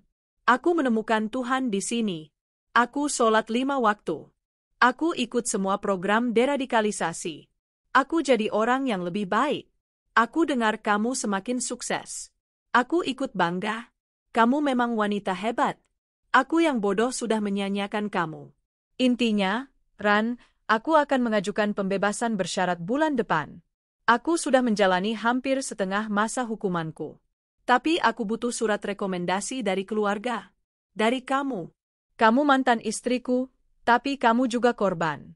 Kalau kamu bilang ke Dewan bahwa kamu sudah memaafkanku, bahwa aku tidak lagi berbahaya, mereka pasti akan melepaskanku. Tolong, Ran. Demi Maya. Dia butuh seorang ayah. Aku janji aku tidak akan mengganggumu. Aku hanya ingin melihatnya. Aku rindu dia. Aku mohon, Rania, maafkan aku. Dimas. Aku membaca surat itu 2 kali. Rasa mual yang samar muncul di tenggorokanku. Dia masih menggunakan Maya. Bahkan dari balik penjara, dia masih mencoba memanipulasiku dengan satu-satunya kelemahanku. Aku melipat surat itu. Aku berjalan ke perapian elektrik di dinding. Tapi tidak. Api terlalu dramatis. Terlalu bergairah. Aku kembali ke mejaku dan memasukkan surat itu ke mesin penghancur kertas. Aku menekan tombolnya. Suara mesin yang mengunyah kertas itu menjadi jawaban terakhirku untuknya. Dia memohon demi Maya. Aku melakukan ini demi Maya. Maya tidak membutuhkan ayah seorang kriminal manipulatif dalam hidupnya. Bima, panggilku. Bima muncul kembali. Ya, Bu. Pastikan pengacaraku, Sinta, mengirimkan surat penolakan resmi ke Dewan Pembebasan Bersyarat. Lampirkan kembali bukti-bukti sidang dan hasil evaluasi psikologis Maya 2 tahun lalu. Pastikan dia menjalani sisa hukumannya. Penuh. Sampai hari terakhir. Siap, Bu. Bima mengangguk. Dia berbalik untuk pergi.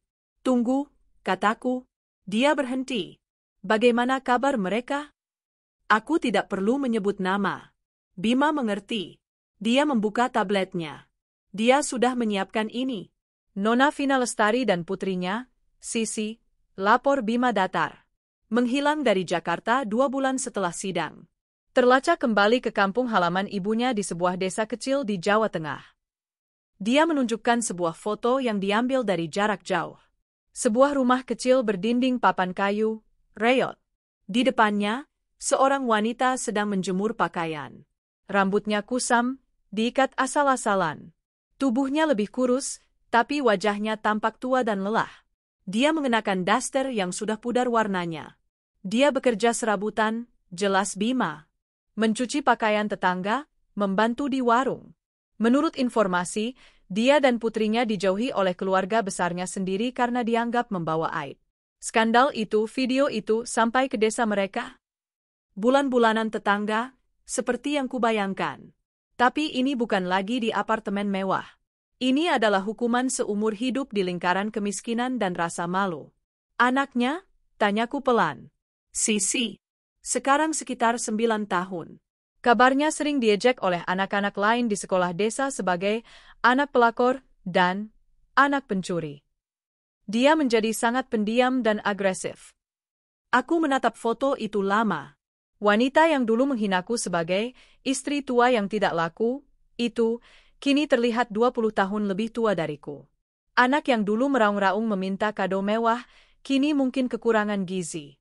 Dulu, aku membayangkan adegan ini akan memberiku kepuasan. Tapi sekarang, melihat kehancuran total mereka, aku tidak merasakan apa-apa. Bukan kasihan. Bukan kemenangan. Hanya apa? Mereka tidak relevan lagi. Mereka hanyalah catatan kaki yang menyedihkan dalam kisah hidupku. Cukup, kataku, memalingkan muka dari tablet. Jangan pernah berikan aku laporan tentang mereka lagi. Urusan kita sudah selesai. Baik, Bu. Bima menghapus file itu. Aku berdiri, merapikan blazerku. Aku mengambil tas tanganku yang berharga ratusan juta, hadiah yang kubeli untuk diriku sendiri. Di luar, Maya sudah menungguku di dalam mobil, menyanyikan lagu dari radio. Aku melangkah keluar dari ruang kerjaku, meninggalkan bayang-bayang masa lalu di dalam mesin penghancur kertas dan di dalam file yang telah terhapus. Saat aku masuk ke mobil, aroma parfumku yang mahal bercampur dengan bau permen karet stroberi dari Maya. Siap, Ratu es krim? Tanyaku, mencubit pipinya. Siap, Mama Ratu, tawanya. Pak sopir menjalankan mobil, meninggalkan rumah besar itu. Aku menatap jalanan di depanku. Aku tidak jatuh. Aku tidak hancur. Aku mengurus perusahaanku, aku mengurus anakku. Dan aku menang. 3 tahun lagi berlalu dalam sekejap mata. Jika 2 tahun pertama adalah tentang penyembuhan dan pembangunan kembali, 3 tahun berikutnya adalah tentang penaklukan. Hidupku dan Maya telah menemukan ritme yang mapan, sebuah simfoni harmoni antara kesuksesan profesional dan kebahagiaan personal. Perusahaanku, Rania Adiwijaya Group, kini bukan lagi pemain nasional. Kami adalah raksasa Asia Pasifik. Aku telah mengakuisisi 2 perusahaan teknologi rintisan dan 1 perusahaan logistik besar. Namaku tidak lagi hanya muncul di majalah Lifestyle, namaku dianalisis di Wall Street Journal. Ruang kerjaku di rumah yang menghadap Taman Zen kini jarang kugunakan. Aku lebih sering berada di penthouse officeku di puncak gedung pencakar langit terbaru di Jakarta, Rania Tower. Dan Maya, putriku. Maya kini berusia 12 tahun. Dia bukan lagi anak kecil yang berlari ke pelukanku. Dia adalah seorang remaja muda yang cerdas, anggun, dan memiliki tekad baja yang sama sepertiku. Les baletnya telah membawanya ke kompetisi internasional di Wina dan St. Petersburg. Kamarnya tidak lagi dipenuhi kuda poni, tapi oleh poster-poster penari balet terkenal dan buku-buku sastra klasik. Dia tahu masa lalunya. Aku tidak pernah membohonginya. Dia tahu ayahnya ada di penjara. Dia tahu ayahnya menyakiti kami. Kami telah melewatinya bersama, dengan bantuan terapis anak terbaik. Dia tidak hancur, dia terbentuk olehnya. Kami adalah tim. Ibu dan anak, menaklukkan dunia. Sampai suatu pagi di bulan November. Aku sedang memimpin rapat dewan direksi virtual dari ruang konferensi di rumahku sebelum berangkat ke kantor. Bima masuk tanpa suara, seperti biasa. Dia tidak akan menginterupsi kecuali jika itu sangat penting. Dia meletakkan sebuah tablet di depanku, layarnya menyala. Aku melihatnya. Itu adalah snapshot CCTV dari gerbang depan Lembaga Pemasyarakatan Cipinang. Tanggal dan waktu, hari ini, pukul 7 pagi. Sesosok pria kurus, bungkuk, berjalan keluar dari gerbang itu. Dia mengenakan pakaian kusam yang tampak kebesaran. Dia membawa satu tas kresek hitam. Wajahnya, meski terekam dari jauh, tampak tua, penuh kerutan, dan kebingungan. Dia berdiri di tepi jalan yang ramai, tampak tersesat, sebelum akhirnya berjalan gontai. 5 tahun. Waktunya telah habis. Para direktur di layar masih berbicara tentang proyeksi kuartal keempat. Aku mendengarkan dengan saksama, mengangguk, dan memberikan arahanku. Tuan Hartono, saya setuju dengan analisismu. Jalankan. Rapat selesai. Aku menutup panggilan itu. Ruangan menjadi senyap. Dia bebas, kataku datar, menatap foto di tablet. Ya, Bu, jawab Bima. Tepat pukul 7 pagi. Masa hukuman penuh. Tidak ada remisi tambahan setelah penolakan pembebasan bersyarat 3 tahun lalu. Tim pengawas sudah di posisi sejak pukul 6. 2 agen menyamar sedang membuntutinya. Dia baru saja naik bus kota ke arah Grogol. Grogol? Tanyaku. Tempat apa di sana? Alamat terakhir yang tercatat untuk Nona Vina Lestari sebelum dia kembali ke kampung halamannya adalah sebuah kamar kos murah di daerah itu. Kemungkinan, dia mencoba mencarinya. Aku tertawa sinis. Dia mencari hantu lain. Dia tidak tahu Vina sudah lama menghilang. Apa perintah Anda, Bu? Aku berdiri, merapikan blazerku. Perintah standar. Dia tidak boleh mendekati radius 1 kilometer dari rumah ini, Rania Tower, atau sekolah Maya. Aktifkan geofencing pada tim pengawas. Jika dia melanggar, tangkap dia.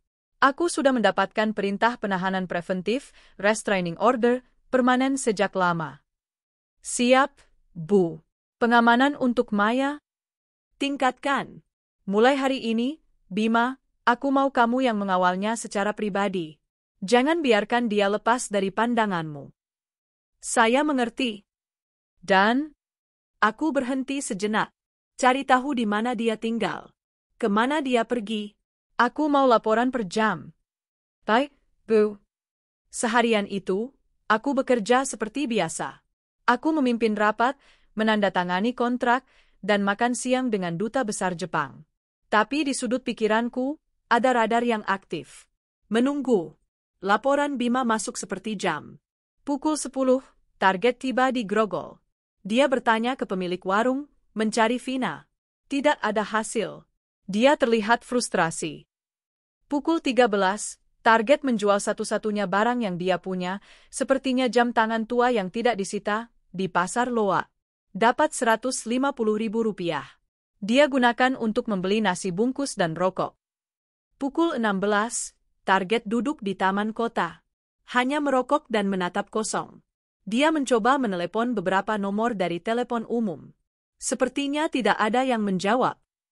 Tentu saja tidak ada.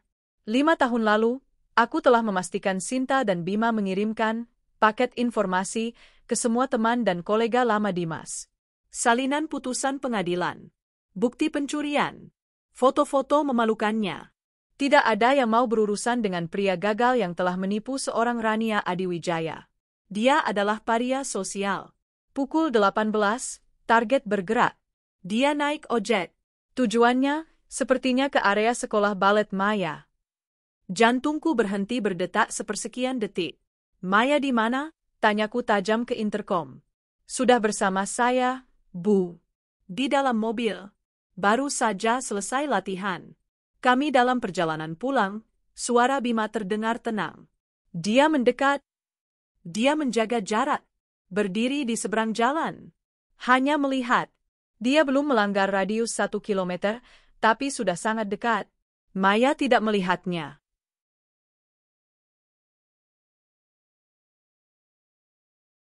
Bawa Maya pulang. Sekarang.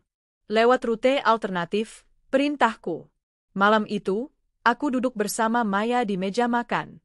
Kami makan malam seperti biasa, membahas kompetisi baletnya yang akan datang di Singapura. Tapi mataku terus melirik ke tablet yang menyajikan rekaman live feed dari tim Bima. Dimas tidak pergi. Dia menemukan tempat berlindung di bawah jembatan layang, tidak jauh dari area sekolah Maya. Dia kedinginan. Dia lapar. Dan dia putus asa. Keesokan harinya, aku sengaja bekerja dari rumah. Aku punya firasat buruk. Pukul 4 sore. Saatnya Maya pulang les. Ponselku berdering. Bima. Bu, ada masalah, katanya tegang. Targetnya nekat. Dia menyelinap masuk ke area parkir studio balet. Dia bersembunyi di antara mobil. Dia melanggar restraining order. Di mana Maya? Masih di dalam. Ganti baju. Dia akan keluar 5 menit lagi. Kunci gedung itu. Jangan biarkan dia keluar, teriakku. Terlambat, Bu. Dia sudah di lobi. Dia berjalan ke pintu keluar. Aku melompat dari kursiku. Bima, jangan biarkan pria itu menyentuhnya. Apapun caranya. Aku berlari ke mobilku, menyetir sendiri seperti orang gila, sambil menatap live feed dari kacamata Bima di ponselku. Aku melihat apa yang Bima lihat. Maya berjalan keluar pintu lobi, tas baletnya tersampir di bahu. Dia tersenyum, mengobrol dengan temannya. Bima berjalan 3 langkah di belakangnya. Tiba-tiba, dari antara 2 mobil SUV, sosok Dimas muncul. Dia kurus, kotor, matanya liar. Maya, serunya, suaranya serak. Maya membeku. Temannya menjerit dan lari. Bima langsung bergerak, menerjang ke depan, menjadikan tubuhnya tameng antara Maya dan Dimas. Berhenti! Jangan bergerak, teriak Bima, tangannya siap di balik jasnya. Tapi aku tidak fokus pada Bima. Aku fokus pada putriku. Maya, yang kini berusia 12 tahun, menatap pria itu. Dia tidak menangis. Dia tidak menjerit. Dia hanya berdiri di sana, di belakang Bima, menatap pria asing yang kotor itu dengan mata dingin yang dia warisi dariku. Maya, ini papa. Nak? Ah? Dimas mengulurkan tangannya yang gemetar, kotor. Maya mundur selangkah. Bapak siapa? Tanyanya. Suaranya tidak bergetar. Hati Dimas seakan hancur berkeping-keping di tempat parkir itu. Papa? Nak? Papa Dimas? Papa saya sudah meninggal, kata Maya datar. Kata Mama, dia meninggal di penjara karena dia jahat. Dimas terhuyung mundur seolah ditampar. Enggak, Rania bohong. Papa di sini. Papa sayang kamu. Bapak bohong, kata Maya, matanya menyipit. Bapak yang dulu ninggalin saya di sekolah. Saya ingat. Bapak jahat. Saat itulah tim pengawas Bima yang lain tiba. 2 pria berbadan tegap meringkus Dimas. Dia tidak melawan. Dia hanya menatap Maya, air matanya mengalir di pipinya yang kotor. Maafin Papa? Maya? Bima segera membawa Maya masuk ke mobil lapis baja.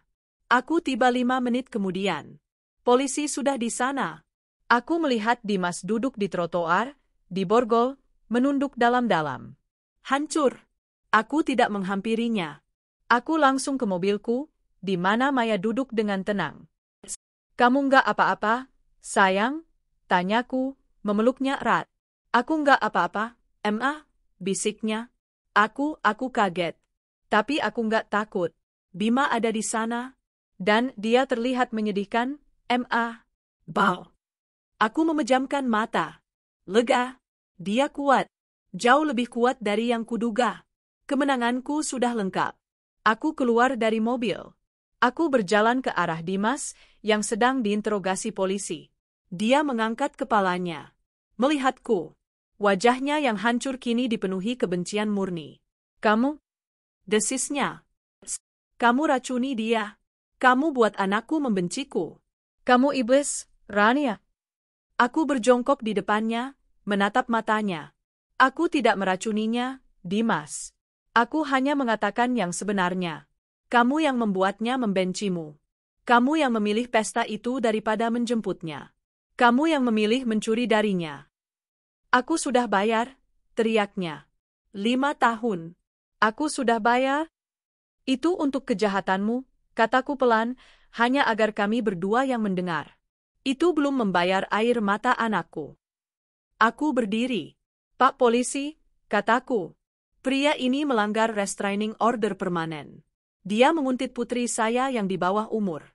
Saya mau dia dituntut dengan pasal semaksimal mungkin. Polisi itu mengangguk. Siap, Bu Rania. Akan kami proses. Saat mereka memasukkannya ke mobil polisi, Dimas menatapku untuk terakhir kalinya. Bukan lagi tatapan benci. Hanya tatapan kosong. Kekalahan total. Aku kembali ke mobilku. Bima, kataku. Ya, Bu. Dia akan dapat tambahan hukuman. Mungkin 6 bulan, mungkin 1 tahun. Aku tidak peduli. Dan setelah itu, kataku, menatap jalanan di depan. Hubungi Sinta. Atur kesepakatan. Dia akan kita beri pilihan. Menghabiskan sisa hidupnya di Jakarta sebagai gelandangan yang akan selalu ditangkap setiap kali dia mendekatiku atau kita berikan dia pesangon. Pesangon? 1 tiket. Ke tempat terpencil di mana dia tidak bisa menyakiti siapapun. Kalimantan. Papua. Aku tidak peduli. Kita berikan dia cukup uang untuk memulai hidup baru sebagai entah siapa. Dengan syarat, dia mengganti namanya secara hukum dan tidak pernah menginjakkan kaki di Pulau Jawa lagi. Selamanya. Bima mengangguk. Itu sangat murah hati, Bu. Bukan, kataku. Itu bukan kemurahan hati. Itu adalah bisnis. Aku membeli kedamaian permanen untuk putriku. Hantu ini sudah terlalu lama gentayangan. Waktunya untuk mengusirnya selamanya. Aku menyalakan mesin. Maya sudah memasang earphone, mendengarkan musik klasik, seolah tidak terjadi apa-apa. Dia sudah sembuh. 6 bulan. 6 bulan tambahan yang terasa seperti 1 dekade bagi Dimas di dalam sel, kini telah berakhir. Hukuman atas pelanggaran perintah penahanan dan penguntitan itu selesai. Di hari kebebasannya yang kedua, Dimas tidak disambut oleh snapshot CCTV Bima. Dia disambut oleh Sinta. Sinta menunggunya di ruang administrasi penjara, duduk dengan kaki bersilang, memegang sebuah map kulit buaya. Dimas, kini seorang pria berusia 40-an yang terlihat seperti 60-an, patah, kurus, dan dengan tatapan mata seekor anjing yang terlalu sering ditendang, duduk di hadapannya. Selamat pagi, Dimas, sapa Sinta, suaranya sejuk seperti baja. Saya di sini atas nama Nyonya Rania Adiwijaya. Beliau memberikanmu penawaran. 1 kali. Ambil atau tinggalkan. Dimas menatapnya dengan putus asa. Dia mau memenjarakanku lagi. Justru sebaliknya, kata Sinta, membuka map. Nyonya Rania ingin kamu menghilang. Dia mendorong selembar kertas ke hadapannya. Perjanjian penghentian kontak permanen. Ini pilihannya, jelas Sinta. Pilihan A, kamu keluar dari gerbang ini. Kamu akan menjadi gelandangan di Jakarta. Setiap kali kamu mendekati radius 1 kilometer dari Nyonya Rania, Maya, Rania Tower, atau kediaman mereka, tim keamanan kami akan menangkapmu. Kamu akan kembali ke sel ini. Lagi, dan lagi, dan lagi, sampai kamu mati di sini. Dimas gemetar. Atau, lanjut Sinta, pilihan B. Kamu tanda tangani ini. Kamu secara sukarela melepaskan semua hakmu atas nama Dimas Harjono. Kamu akan mengganti namamu secara legal. Hari ini juga. Sinta mengeluarkan selembar kertas lagi. Sebuah KTP baru dengan foto Dimas yang diambil di penjara. Nama di KTP itu, Agus Santoso. Kamu akan diantar oleh tim kami langsung dari sini ke Bandara Soekarno-Hatta. Kamu akan naik pesawat. Sinta mengeluarkan selembar tiket. 1 arah. Ke Ambon. Dari sana, kamu akan naik kapal ke sebuah pulau kecil di Maluku Utara. Kami sudah mengatur sebuah rumah sederhana dan pekerjaan untukmu di sebuah perkebunan pala di sana. Dimas menatap tiket itu dengan ngeri. Dibuang, aku dibuang? Itu namanya dibebaskan, koreksi Sinta. Di sana, tidak ada yang mengenalmu. Tidak ada yang tahu video itu. Tidak ada yang peduli siapa kamu. Kamu bisa memulai hidup baru sebagai Agus Santoso. Aku tidak mau. Dengarkan, kata Sinta, nadanya mengeras. Jika kamu mengambil pilihan B, rekening atas nama Agus Santoso akan dibuka. Nyonya Rania akan mentransfer uang sebesar 100 juta rupiah sebagai modal awal. Cukup untuk hidup sangat nyaman di desa itu selama bertahun-tahun. Tapi, Sinta menunjuk satu klausul, jika kamu, Agus Santoso, suatu hari nanti mencoba menghubungi Nyonya Rania, Maya, atau siapapun yang terkait dengan mereka, atau jika kamu nekat kembali ke Pulau Jawa, rekening itu akan ditutup dan surat perintah penangkapan atas berbagai pelanggaran baru akan segera terbit. Sinta menyodorkan sebuah pena. Rania membeli kedamaiannya, Dimas. Dan dia membayarmu untuk menghilang. Ambil kesepakatan ini. Ini satu-satunya kemurahan hati yang akan pernah kamu dapatkan darinya. Dimas menatap KTP, Agus Santoso. Lalu dia menatap Sinta. Lalu ke dinding penjara yang mengelilinginya. Dia tidak punya pilihan. Dia tidak punya teman, tidak punya uang, tidak punya masa depan. Dengan tangan yang gemetar hebat, pria yang dulu bernama Dimas Harjono itu mengambil pena dan menandatangani surat kematian identitasnya. 1 jam kemudian, Bima mengawasinya dari kejauhan. Agus Santoso, mengenakan kemeja baru yang murah dan sandal jepit, berjalan sendirian melewati gerbang keberangkatan domestik. Dia menoleh ke belakang sekali, menatap Jakarta untuk terakhir kalinya, sebelum akhirnya menghilang di telan kerumunan. Bima mengirim satu pesan singkat ke Rania, hantu telah diusir. 5 tahun kemudian. Gedung Opera Sydney. Lampu-lampu gantung kristal berkilauan di atas lautan penonton yang mengenakan tuxedo dan gaun malam.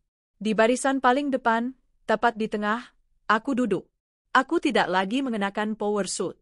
Malam ini, aku mengenakan gaun sutra berwarna zamrud yang dirancang khusus untukku oleh desainer ternama.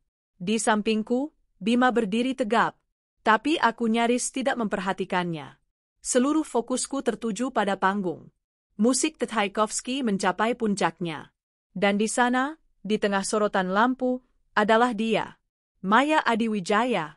Usianya kini 17 tahun. Dia bukan lagi remaja.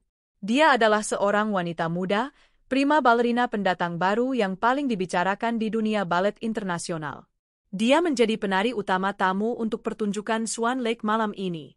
Saat dia melakukan Grand Jeté, melompat di udara dengan keanggunan yang seakan menentang gravitasi, seluruh penonton menahan napas.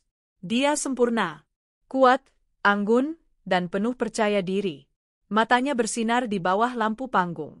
Itu adalah mata kemenanganku. Ketika tirai ditutup, tepuk tangan membahana. Penonton berdiri. Bunga-bunga dilemparkan ke panggung. Maya membungkuk, wajahnya bersinar oleh keringat dan kebahagiaan. Matanya mencari mataku di antara penonton. Aku tersenyum dan mengangguk. Dia tersenyum balik. Malam itu, di penthouse hotel kami yang menghadap ke pelabuhan, kami merayakannya hanya berdua. Aku gugup sekali tadi, Ma, kata Maya, sambil melepas sepatu baletnya dan mengurut kakinya yang lecet. Kamu tidak terlihat gugup. Kamu terlihat seperti seorang ratu, kataku, menuangkan sparkling cider untuknya. Terima kasih sudah datang, Ma. Aku tahu Mama sibuk sekali dengan peluncuran yayasan. Ah, yayasan. Proyek terbaruku. Yayasan Rania Adiwijaya, sebuah lembaga filantropi terbesar di Asia Tenggara yang didedikasikan untuk memberikan beasiswa dan perlindungan hukum bagi para ibu tunggal dan anak-anak korban penelantaran. Mama tidak akan pernah melewatkan ini, kataku. Kami berdiri di balkon, menatap lampu-lampu kota yang berkelip di atas air yang tenang. Ma, kata Maya tiba-tiba, suaranya pelan. Apa Mama pernah menyesal? Menyesal tentang apa, sayang? Tentang semuanya. Tentang Papa. Aku terdiam sejenak, membiarkan angin malam yang sejuk menerpa wajahku. Dulu, Mama menyesal. Mama menyesal kenapa Mama begitu bodoh. Kenapa Mama begitu lama bertahan. Kenapa Mama membiarkan dia menyakitimu. Aku menoleh dan menangkup wajahnya. Tapi sekarang, tidak. Mama tidak menyesal. Karena jika semua itu tidak terjadi, mungkin Mama tidak akan menjadi sekuat ini. Dan Mama tidak akan memiliki putri yang sekuat ini. Aku kuat karena Mama, bisiknya, memelukku. Kita kuat karena kita saling memiliki, koreksiku. Aku memeluknya erat. Inilah hidupku. Perusahaanku adalah imperiumku. Tapi Maya adalah warisanku. Aku telah membuktikan segalanya. Aku tidak jatuh. Aku tidak hancur. Aku mengambil puing-puing pengkhianatan itu dan kubangun sebuah istana. Di suatu tempat di pulau terpencil, seorang pria bernama Agus Santoso mungkin sedang menatap laut, menyesali kehidupannya yang hilang. Di sebuah desa kecil, seorang wanita lelah bernama Vina mungkin sedang mencuci baju, dihantui oleh bayangan cincin berlian. Tapi aku tidak menoleh ke belakang. Aku, Rania Adiwijaya, berdiri di puncak dunia. Dan aku baru saja akan memulai.